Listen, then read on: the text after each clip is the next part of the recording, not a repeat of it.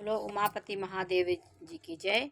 मेरे श्रोतागण, मैंने आपको हिमाचल के चिंताजनक रूप को देख करके उन्होंने चिंतित हो गए, क्योंकि उस प्रकार उनका वर होगा पार्वती जी का, ये सोच करके चिंता में डूब गए।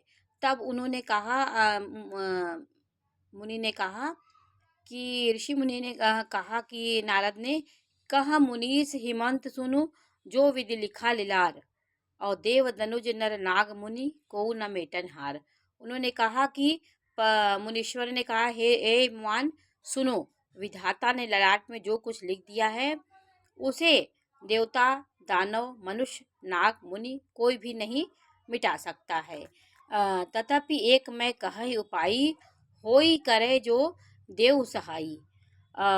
अस वर मैं वरन्यो तुम पाही, मिली ही उमही तप संशय नाही।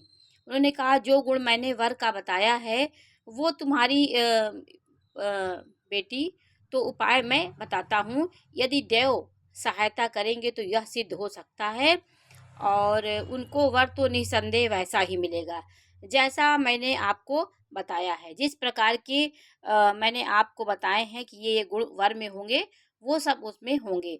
जे जे वर के दोष बखाने, ते सब शिव पहि मैं अनुमाने।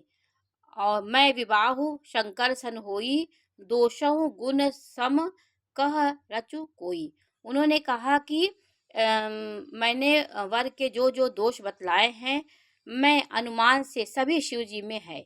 यदि शिव जी के साथ विवाह हो जाए तो दोषों को भी सब लोग गुणों के समान ही कहेंगे। उन्होंने उपमा बताया, जो अहि शेष शयन हरि करही, बुध कछु तिन्ह पर दोष न धरही। और भानु कृसानु सर्व रस खाही, तिन्ह महामंद कहत को नाही।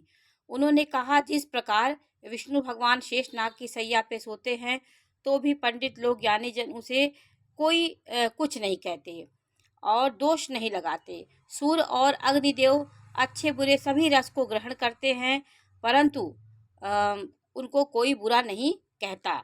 शुभ और अशुभ सलील सब बरई, सुरसरी को अनु अपुनीत न कहीं। उन्होंने कहा, गंगा जी शुभ और अशुभ सभी प्रकार से बहती हैं, जल बहाती हैं, पर कोई उन्हें अपवित्र नहीं कहता। इसी प्रकार सूर्य अग्नि और गंगा जी भी इसी भांति की हैं, उन्हें कुछ दोष नहीं लगता। उसी प्रकार शिव जी का यह रूप, उनके कोई दोष नहीं है, ये उनका रूप है।